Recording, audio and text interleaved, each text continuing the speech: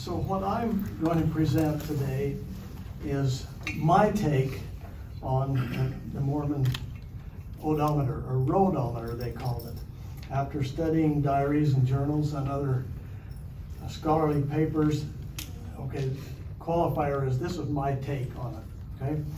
So the first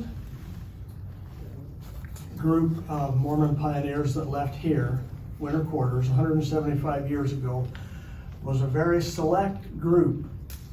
Okay, you got to realize back then the Church of Jesus Christ of Latter-day Saints at that time was being led by 12 apostles. Brigham Young was the senior or ranking member of that quorum, so he was making the final decisions. He was in charge. So the 12 chose a very competent 144 men as this vanguard group to go west.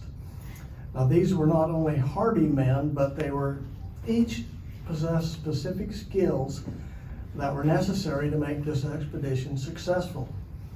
8 of the 12 apostles were included in this group, and there were blacksmiths, carpenters, hunters to provide food as they went along the way, scouts and guides who had already been at least part of the way there, timbermen, sawmill operators, surveyors, and very important in my mind, expert farmers who would fill the bread baskets and make this whole adventure possible and successful.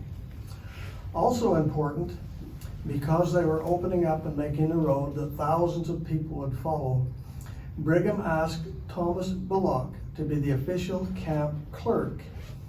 And then at the last minute, he enlisted William Clayton to assist Bullock in recording details of the map of the road and trail as they traveled west. So during the first 2 weeks of April, several small groups left here starting on their way. And on April 13, the leaders of the church all came back here to winter quarters to hear reports from Apostles Parley P. Pratt and John Taylor, who had just returned from an assignment in England, and to receive from Taylor an armload of quote, quote, scientific instruments that he had been instructed to purchase there. He had, quote, 1 circle of reflection, 2 sextants, 1 quadrant, 2 artificial horizons, 1 large refracting telescope, several smaller ones, 2 barometers, several thermometers, and so forth. They would use these instruments as they went along to determine where they were. They could determine latitude and longitude and elevation. One instrument that Taylor did not bring back with him was something to determine distances. This brass instrument, known as a Odometer, was being used at that time in England to measure distances and would have been available in London for a reasonable price. Was it not on Taylor's shopping list, or when he tried to purchase one, maybe it's temporarily out of stock? The very next day, April 14, they enlisted William Clayton to go with him, and the expedition west began in earnest. From Clayton's journal: President Young told me this morning that, as soon as my health will permit, he wants me to assist Brother Bullock in keeping minutes, etc., as Brother Bullock is hard run having to take care of a team and attend to their chores. That's his assignment. And so as they travel along, he, because of this assignment and his natural inclinations and training as a clerk, recorded meticulously road conditions, directions, rivers, other water sources, bluffs, timber, grass, and distances involved. Just 4 days into his journey, he records: April, Monday 19. I walked some distance this afternoon with Orson Pratt and suggested to him the idea of fixing a set of wooden cog wheels to the hub of a wagon wheel in such order as to tell the exact number of miles we travel each day. He seemed to agree with me that it could be easily done at a trifling expense. Okay, 4 things stand out to me in this journal entry. First, he suggested an idea he had been thinking about. He could see this in his mind, a set of wooden cog wheels. That would work Okay, right there, sorry. He could see this in his mind, but he just didn't have the knowledge to make that exactly work. And he suggested to Orson Pratt this idea. Now, Orson Pratt was one of the 12 apostles and brother of Party P that we talked about. He was described as early Mormons' leading intellectual, and though provided with little formal training, Pratt was highly regarded for his mathematical and scientific mind. To him had those scientific instruments that we talked about been handed. He was now determining latitude and longitude as they camped along the way. Who better to help with this idea than Orson Pratt? Third, and very exciting to Clayton, Pratt agreed. Fourth, he said it could be easily made at a trifling expense. But nothing happened. 4 days later, April 22, just before the Loop River, Clayton records, I again introduced the subject of fixing machinery to a wagon wheel to tell the distance we traveled, describing the machinery and time it would take to make it, etc. Several caught the idea and feel confident of its success. He has this figured out in his mind, but he needs some help with the details. Nothing happens. Except it's getting on his nerves, and it's upsetting to him that others don't agree with him on how many miles they traveled each day. Thursday, May 6. Some think we have traveled 18, some 20, and some even 25 miles today. But from the number of times we stopped and the slowness with which the teams moved, I feel satisfied that 15 miles is plenty. That's a 10-mile difference. That's an opinion, okay? This is getting on his nerves. It's bothering him. Okay, Saturday, May 8, Clayton recorded. Okay, this is it. This is classic. This is it. I have counted the revolutions of a wagon wheel to tell the exact distance we have traveled. The reason why I have taken this method, which is somewhat tedious, is that an understatement of the year, is because there is generally a difference of 2 and sometimes 4 miles in a day's travel between my estimation of that and some others. And they all thought I underrated it. This morning I took pains, gets that, to know for a certainty how far we traveled today. He's serious about this. Accordingly, I measured the circumference of the nigh hind wheel of one of Brother Kimball's wagons, being the one I sleep in charge of Philo Johnson. I found the wheel 14 feet 8 inches in circumference, not varying 1/8 of an inch. I then calculated how many revolutions it would require for 1 mile.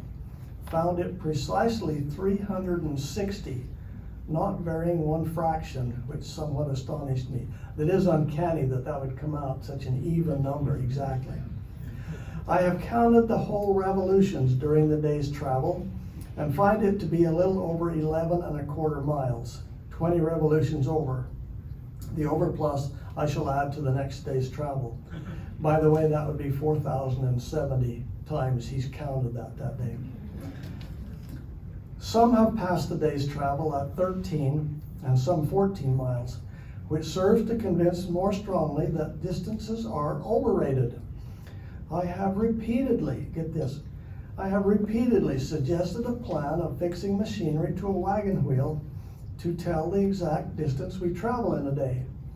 And many begin to be sanguine for carrying it into effect, and I hope it will be done. Okay, 2 days later, May 10, 1847, Orson Pratt recorded in his journal. For several days past, Mr. Clayton and others, that's interesting, have been thinking upon the best method of attaching some machinery to a wagon to indicate the number of miles traveled.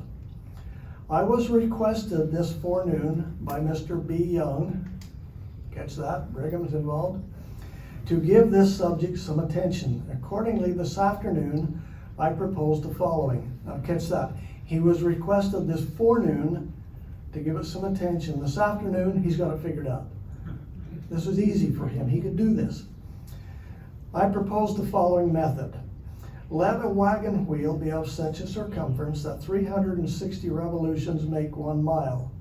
It happens that one of the requisite dimensions is now in camp.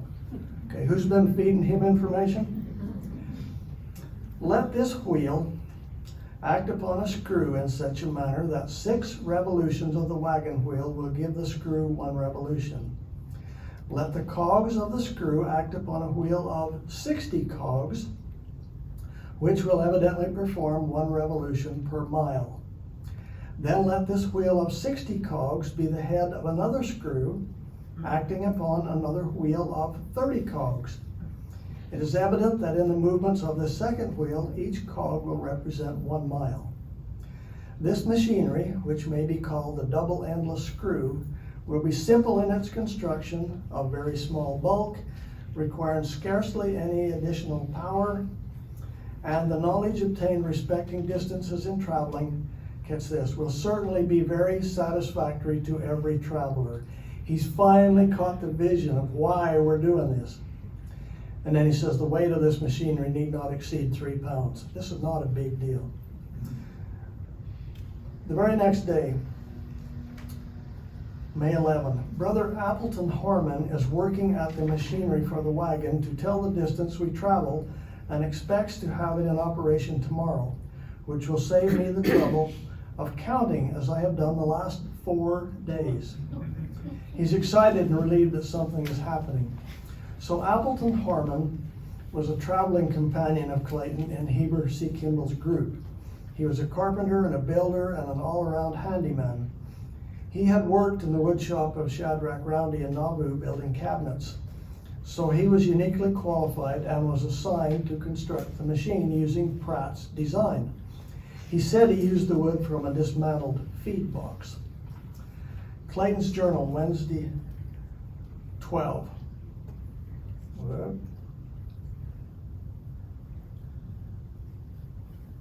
Okay, I'll just read it.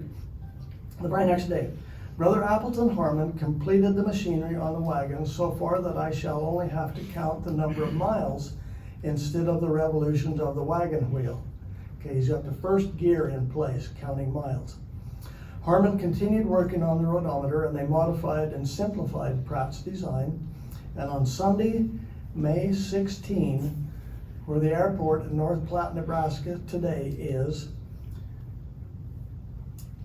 Clayton, Sunday, May 16. About noon today, Brother Appleton Harmon completed the machinery on the wagon called a rodometer. He's christened it now, we're ready to go.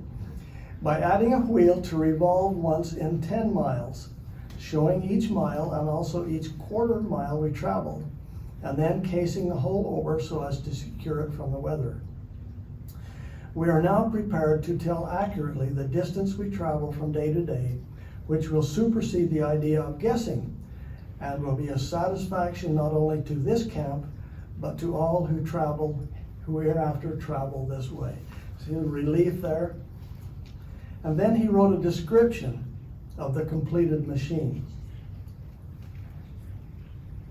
The whole machinery consists of a shaft about 18 inches long, placed on gudgeons, which is a sleeve that the rod turns in, one in the axle tree of the wagon, near which are 6 arms placed at equal distances around it, and in which a cog works, which is fastened on the hub of the wagon wheel, turning the shaft once around at every 6 revolutions of the wagon wheel.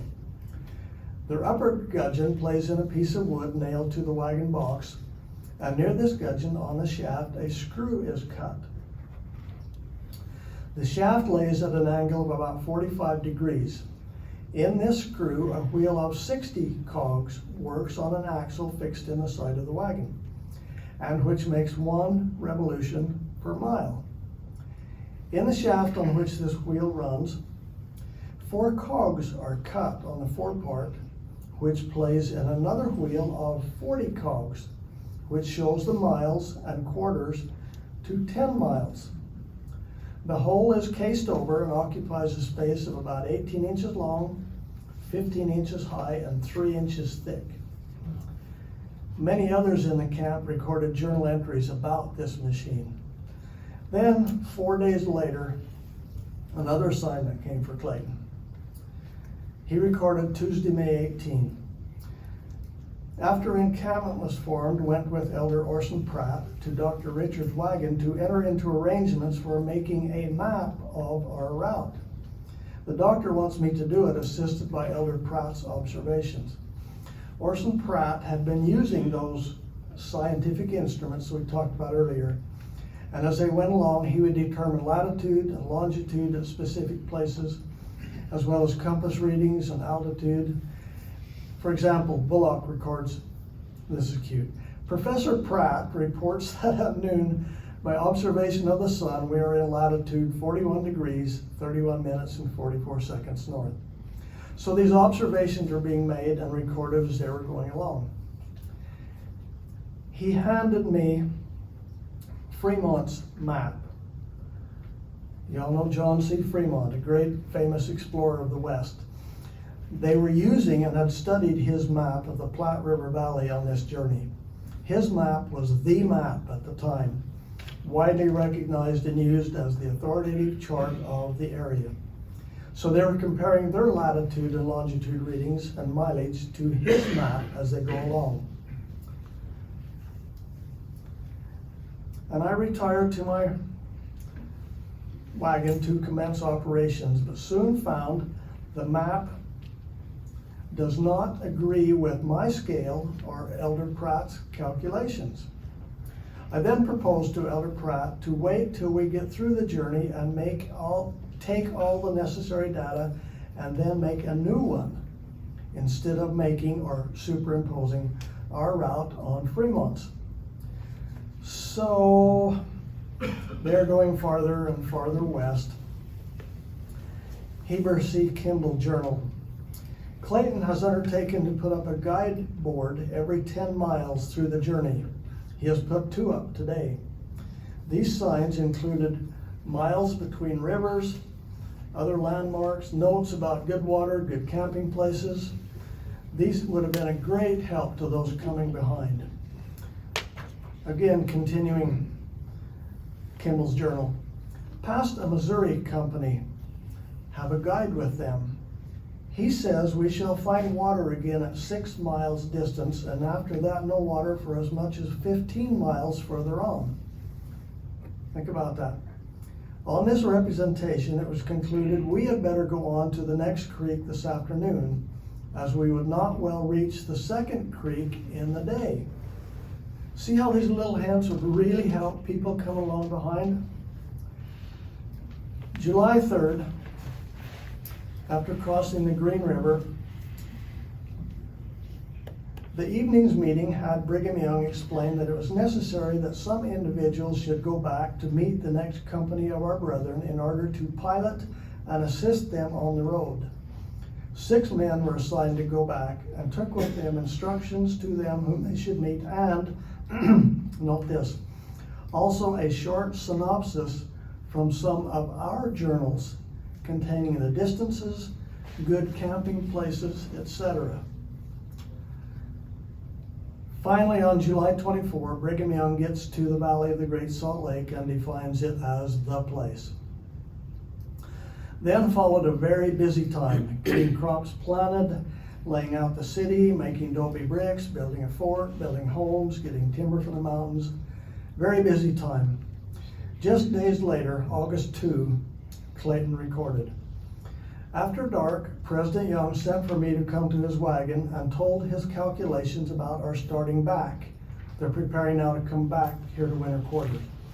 He wants me to start with the ox teams next Monday so as to have a better privilege of taking the distances, etc. He calculates the mule teams to start 2 weeks later.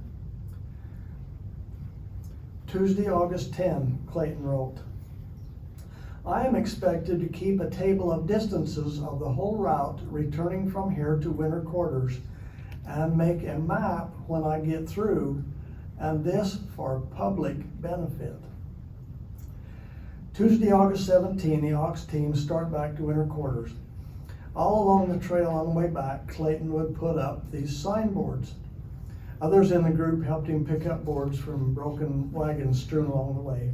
And he would write on these boards, miles to Salt Lake, miles to winter quarters, notes about water, timber, good camping places, all these hints that would be very helpful for people traveling along the way. So 2.5 months later, Thursday, October 21, Clayton, we have been this morning, Brother Empley, Lamb, and myself started early, accompanied by 6 horsemen, and arrived in winter quarters a little before noon. I found my family all well, except Moroni, who was sick, and his mother was somewhat sick. Okay. We have been prosperous on our journey home and have arrived in 9 weeks and 3 days, including a week's delay waiting for the 12 and killing buffalo. I have succeeded in measuring the whole distance from the city of the Great Salt Lake to this place. I find the whole distance to be 1,032 miles, and I'm now prepared to make a complete traveler's guide from here to the Great Salt Lake, having been careful in taking the distance from creek to creek, over bluffs, mountains, etc. It has required much time and care, and I have continually labored under disadvantages in consequence of the company's feeling no interest in it. Nevertheless, Clayton persisted in his appointed task and in the end produced a legacy of lasting value. By February 48, Clayton had prepared his trail-generated data for publication. With the letter of introduction from Brigham Young in hand, he went to St. Louis, Missouri, where he arranged for the publication of the first 5,000 copies of the Latter-day Saints Immigrant's Guide. We have one here, we'll pass it around, you can look at.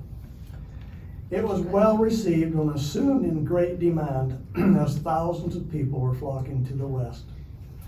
It says, the Latter-day Saints Immigrant's Guide, being a table of distances, showing all the springs, creeks, rivers, hills, mountains, camping places, and all other notable places. He got that all in this little pamphlet. From Council Bluffs to the valley of the Great Salt Lake.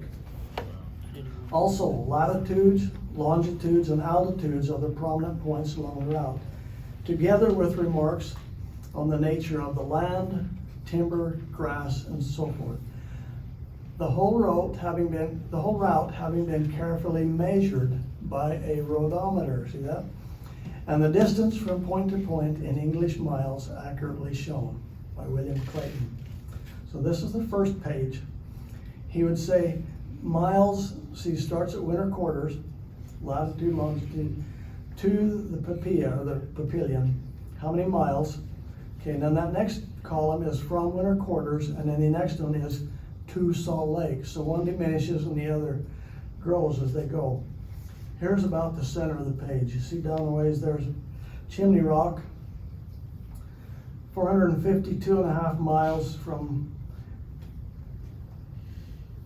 winter quarters, and 578.5 from Salt Lake. They always thought this was halfway, Chimney Rock, but this is what it was. That's how it worked.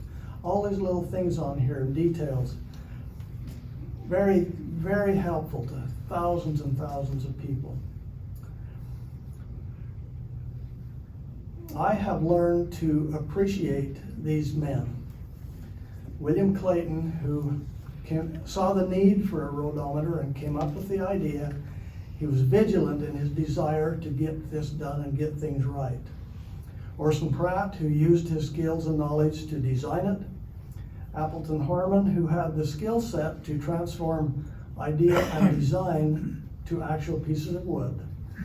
Each of them played a vital role in creating what they called the roadometer. No one of them individually could have accomplished it on their own. But the bottom line of this whole story is the why. Why did each of them invest so much time, thought, and energy into this project? They were doing it to help other people, which is one of the secrets of a happy life. So, P.S. In 1875, several years later, a man named Thomas Lowe was serving as a missionary for the church down in Nevada with the Oriba Indians on their tribal land. And because these Indians were scattered all across this Arizona desert, he made a roadometer so that he could tell where he was and help other people to get there to serve these Indians. His roadometer, which is the same idea but completely different, turned up in the Church Historical Department Museum a few years later. And it still shows up as Clayton's roadometer. On the Park Service placard, that's the wrong odometer. The notice that was sent out on Facebook had the wrong picture. It's still perpetuated as Clayton's roadometer, and it's not. This was Clayton's. I read the description, okay? Those of you that have not been upstairs, we have one of these in our gallery upstairs. You need to go see it if you haven't, and turn it and see how it works. So thank you very much.